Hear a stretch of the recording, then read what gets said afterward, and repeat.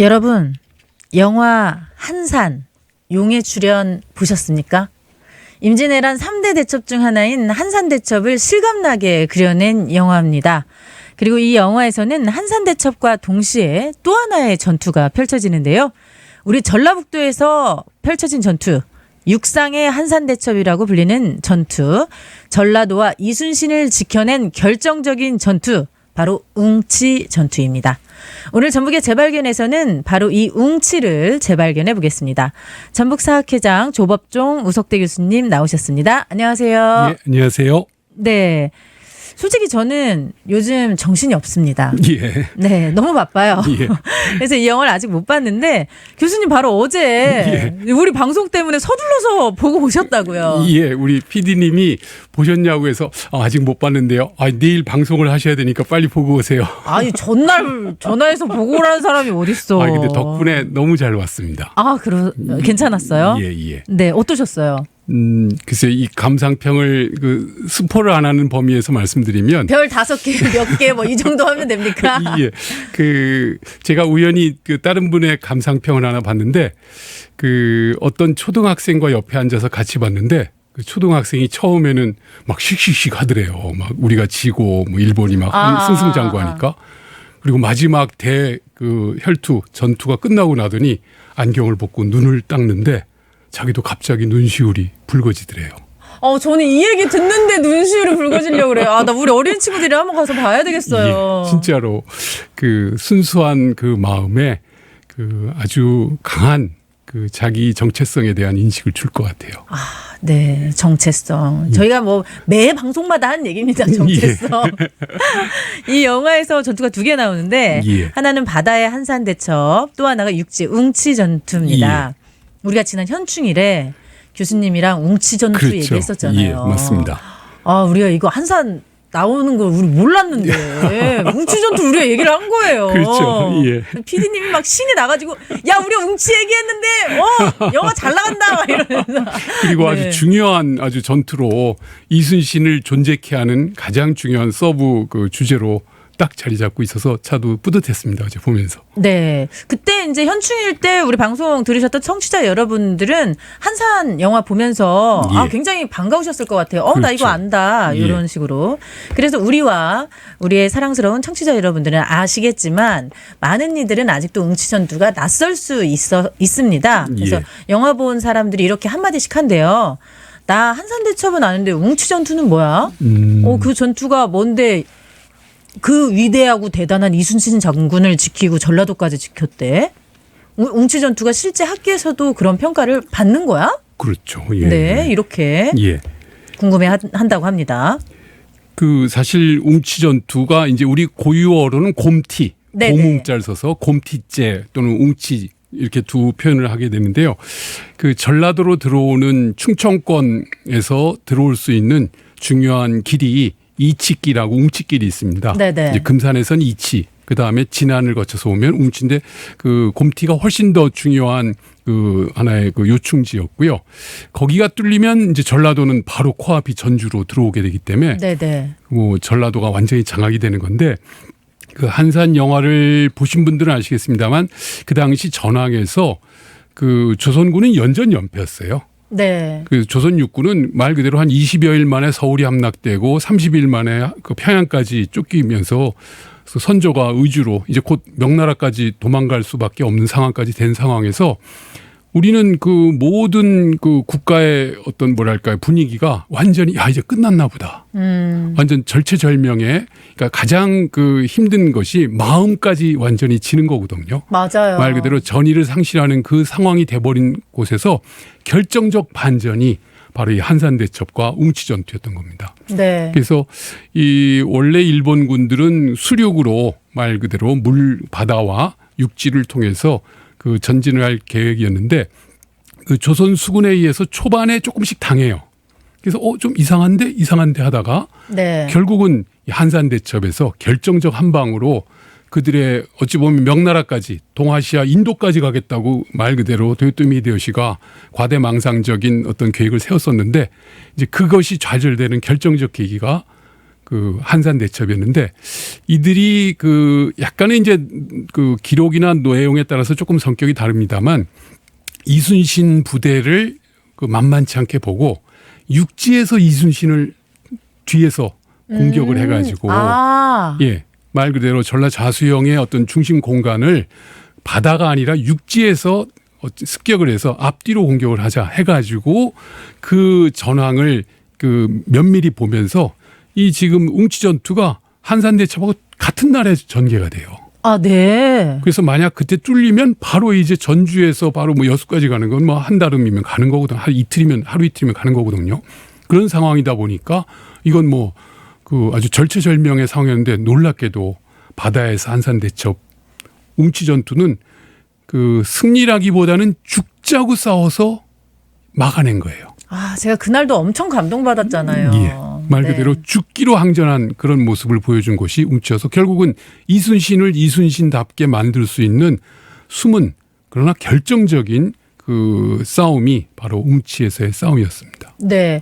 이순신 장군이 바다에서 싸우고 있더라도 예. 어쨌든 항구로 돌아와야 되는데 그렇죠. 그 항구가 다 깨부셔져 있으면 그럼요. 자기 교두보가 없으면 이건 뭐 돌아갈 곳도 없는 바다 네. 위의 유랑자가 되고 결국은 바다에서 다 죽는 거죠. 결국은 다 죽게 되는 거죠. 네, 그렇게 웅치 전투로 전라도를 지키면서 그 동시에 이순신 장군의 후방도 지켰고 그렇죠. 이순신 장군까지 임진왜란의 그 분위기를 완전히 그래서 한산 대첩에서 아주 확실하게 일본을 이겨버렸고 웅치에서 이제 조선군은 패하지 않는 군인이다. 죽기를 각오하고 싸우는 부대가 제일 무서운데 그 부대의 면모를 확실하게 보여준 게 바로 전라북도 웅치 전투의 모습이었습니다. 네, 저희가 현충일 방송할 때 일본군마저도 놀랬다. 그렇죠. 일본군마저도 감동했다. 그래서 그때 왔었던 일본군들이 돌아가면서 그 안코쿠지라고 해서 이제 그 승려였어요. 일본군의 어떤 그 주력 부대의 한 편대였는데 이들이 너무나 이들의 의기에 감동을 해가지고 돌아가면서 그 시신들을 그러니까 거의 전주까지 왔다가 황진 장군에서 마지막 격퇴를 당하고 이제 퇴각을 할 때 그 전날 그 자기들이 그 살해한 전투에서 전사한 조선 군들의 모습을 보고 너무 야 이런 군인들이 조선에 있었구나 해서 그 조선국 충간의담이라고 글을 써놓고 갔던 거예요. 네. 그게 징비록에 채록이 돼가지고 결국 우리가 알 수 있는 결정적 기록 내용이 됐습니다. 퇴각하는 와중에도 예. 그 조선군의 의기에 감동받아서 그렇죠. 그렇게 빛까지 세우고 돌아간 거죠. 예. 또 양무, 호남, 심우국가 이 말의 어원이 되는 전투도 바로 웅치 전투라고 그렇죠. 하셨습니다. 저한테 양무, 호남, 심우국가 무슨 말인지 아냐고. 근데 물어보셔가지고 제가 모르는데요. 다시 말씀드리지만 네. 바로 이 한산대첩의 주인공 이순신 장군이 하신 말씀이고 네. 이순신 장군이 결국은 전라자수영에서 이들을 물리치고 그 어찌 보면은 그 여수까지 올려던 모든 계획을 막고 그 어찌 보면 수군 진출을 막게 되니까 그 왜군들의 가장 주요한 그 화기가 조총인데 화약이 공급이 안 되는 거고요. 네, 그렇죠. 원래 계획대로라면은 이제 남해를 거쳐서 서해, 충청, 황해까지 거쳐서 바로 평양으로 가거든요. 그리고 의주로 가면 뭐 이제 조선군들은 어떻게 할 수 있는 거점이 아무데도 없는 거예요. 선조까지 잘못하면 포로가 될 수 있는 그런 상황이 됐는데 이제 그걸 한산에서 막고 그 다음에 이 배후로 들어올 수 있었던 모든 육로로서의 전라도 진입에 일본 육군들의 길을 바로 웅치에서 대승을 거두고 저들하고 이제는 그냥 싸우면 안 되겠다. 우리가 철저히 준비해야겠다 하면서 스스로 전라도 들어오는 걸 제어할 정도로 그런 그 반전을 했습니다. 그러다 보니까 호남이 만약 없었다면 나라가 없어졌을 것이다. 라는 그 이야기를 이순신 장군이 남긴 거죠. 그 유명한 말이죠. 호남이 없었으면 조선이 없다. 양무호남 심우국가라는 말입니다. 영화에서 이제 한산 대첩을 다루면서 웅치 전투를 같이 넣은 거예요. 예. 그래서 그만한 이유가 있었던 거죠. 그렇죠. 얼마나 대단한 전투였는지 이제서야 영화계에서도 알게 된 겁니다. 예. 광해군이 임진왜란 때 전쟁 수도 이른바 분조를 전주에 놓겠다. 이렇게 맞습니다. 선택하게 된 것도 웅치 전투의 결과다. 이렇게 말씀을 하셨어요. 예, 맞습니다. 말씀드린 것처럼 선조가 서울을 버리고 평양 의주로 계속 피난을 하다 보니까 국가를 특히 전쟁을 적극적으로 방어할 수 있는 거점으로부터 너무 먼 거예요. 그러다 그렇죠. 보니까 안 되겠다. 가장 안전하면서도 우리 전투를 지휘할 수 있는 거점이 필요한데 보니까 이 전라도가 외병의 침입으로 완전히 차단이 돼서 이제 보호가 됐고 또 풍요로운 호남 평야를 통해서 군량미가 확보가 되니까 자기 아들 광해군 다음 왕이 된 광해에게 네가 그러면은 그 수도를 나눈다고 해서 나눌 분자 조정을 나눈다 해서 나눌 분자 그 조정조자에서 분조를 분조. 설치합니다. 그래서 임시 네. 그 전쟁 수도를 전주에 설치해서 1년 이상을 여기서 지금 전라가명 바로 그 자리에서 전라가명이요. 그 전쟁 수도로서의 역할을 하게 한 겁니다. 사실 이 내용은 의외로 많이들 모르시더라고요. 네, 저도 이제 저희 남편이 굉장히 이제 역사에 관심이 많아서 예. 저희 현충일 방송하고 나서 이 얘기를 했어요. 야, 광해군이 예. 전라가명에서 예. 전쟁 제2의 수도로 한 1년 정도 있었대. 그렇죠. 예. 송광사에도 뭐 그런 내용들이. 그 다음 단계 인조 때도 또 소현세자를 보내서 인조 때 소현세자. 네네. 그 청나라 군대가 왔을 때 거기서 또 그 광해처럼 임시수도를 전주에 꾸며라 해가지고 소현세자까지 내려왔었어요. 네, 제가 그 예, 얘기를 두 번이나. 쭉 했거든요. 그랬더니 근데 그 얘기는 전혀 모르더라고요. 근데 역사에 그렇게 관심이 있는 사람도 모르는 내용이니까. 네.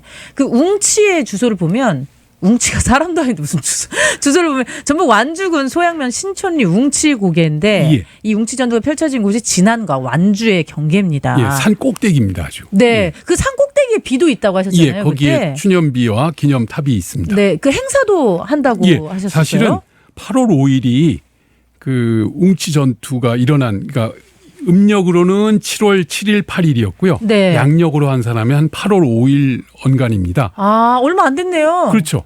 그래서 그 매년 그 기념 그 의식을 진행을 하는데요. 바로 그 자리에서 진행을 했습니다. 네. 그러면 이 전투를 아직 모르는 분들을 위해서 예. 한산 보러 가기 전에 예. 우리 방송 딱 듣고 가면은 그 한산이 더 생생하게 와닿을 수 있으니까 전투의 시작과 진행 그리고 결과와 영향을 한번 쭉 설명해 주신다면요? 예.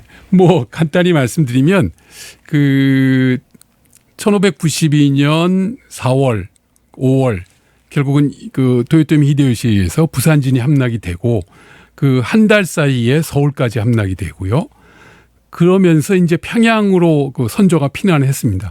그 과정에서 그 이들의 주 노선이 그 경상권에서 네네. 그 충주를 거쳐서 서울로 가는 가장 단일 코스로서 빠른 문경 코스. 세제를 넘어서 네네. 가는 그런 과정이었습니다. 그러다 보니까 그 충청권 특히 호남권은 약간 외곽으로 벗어나 있었죠. 네. 그래서 서울에서 전열을 정비한 왜군들이 자 이제 그 부대를 나눠서 평양으로 갈 팀, 그 다음에 함경도 쪽으로 가토요 키요마사는 함경도 쪽으로 쭉 또 올라가게 됩니다. 그리고 전라도 지역을 다시 장악을 해야겠다 해가지고 그 고바야카라는 그 장수에게 그 임무를 주게 되고요. 고바야카의 그 부하 중에 아까 말씀드린 안코쿠지가 이제 그 호남 진격의 선봉장이 돼서 오게 되는 겁니다. 네. 그래서 말씀드렸던 그 장군들이 엄청난 장군들이라고 하셨잖아요. 그렇죠.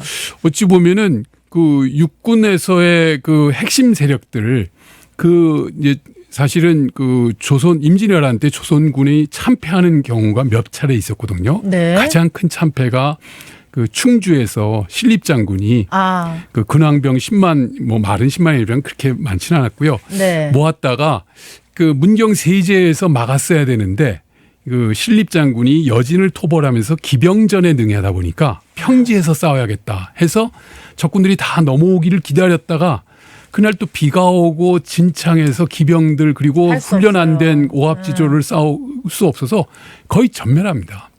그게 아주 큰 참패 중에 하나였고요. 그다음에 또 다시 충청 호남 세력을 모아서 용인에서 또 한 번 싸우는데 바로 한산대첩의 그 일본 측 주역이었던 그 존재가 그 결국은 이 고바야카 죄송합니다. 그 와키자카 네. 와키자카가 그 결국은 거기서 대승을 거둡니다. 약 2,000명의 병사로 약 5만 명으로 칭해지는. 근데 사실 5만은 좀 과장일 거고요. 네. 한 만여 명일 거로 추정을 합니다. 만여 명도 많습니다. 그렇죠. 근데 이 70년 동안 일본 그 통일 내전을 겪었던 노련한 일본 그 병사들하고 200년 동안 전쟁 한 번 없이 평화로운 농사짓던 사람들을 모아놓은 만 명하고는 차원이 상대가 다르죠. 다르죠. 예, 그래서 거기서 대패를 했던 그런 경력들을 갖고 있었고 그때 승리했던 이 병사들이 특히 전라도 공략에 또 중심 세력으로 투입이 됐던 겁니다. 한쪽은 수군으로 또 한쪽은 육군으로. 와. 그러다 보니까 이들의 그 역량이나 군사력은 아주 대단한 그리고 계속 승리를 했던 자신감에 차 있는 부대였고요. 기세가 엄청났던 그렇죠. 거죠. 예. 그 상황을 이제 맞는 과정에서 참 놀라운 것은 그 전까지 이 일본군들이 조선군을 평가하기는 아까도 말씀드렸듯이 그냥 이건 기함 소리 그다음에 그 조총 소리 뭐 그냥 그 사납게 치장한 일본군들 보면 저게 무슨 괴물이냐 막 도망치기 예, 급급했다. 그런 식의 오합지졸이었는데 후퇴를 안 하는 거예요. 이 그 웅치 전투에서 이건 무서운 거거든요.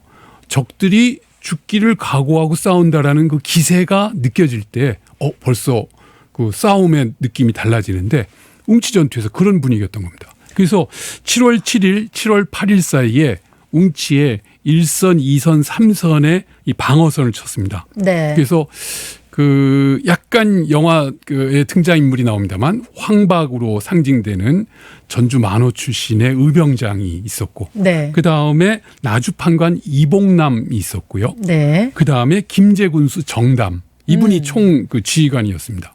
근데 여기서 결국은 정담 장군은 3선의 맨 마지막 지휘부였는데 거기까지 뚫립니다.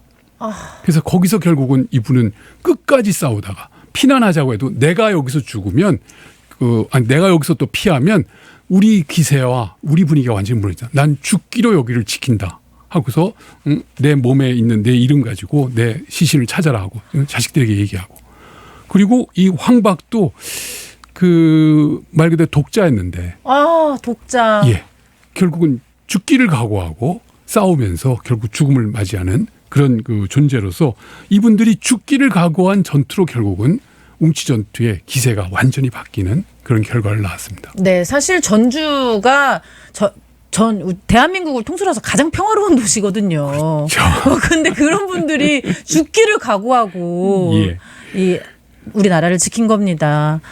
정말 이 한산 저도 어린 친구들이랑 꼭 보러 가서 이 웅치 전투의 위대함을 한번 느껴보도록 하겠습니다. 오늘 전북의 재발견 코너에서는 영화 한산 용의 출연에 담긴 웅치 전투 이야기 같이 나누면서 우리 전라북도 웅치를 재발견해봤습니다. 교수님 오늘도 정말 감동적이었습니다. 아유, 고맙습니다. 네. 아주 좋게 평해 주셔서 고맙습니다. 네. 근데 영화는 진짜 괜찮습니다. 네, 알겠습니다. 적극 추천드립니다. 네, 적극 추천드립니다. 다음 주에도 기대하겠습니다. 오늘 말씀 감사합니다. 예, 고맙습니다.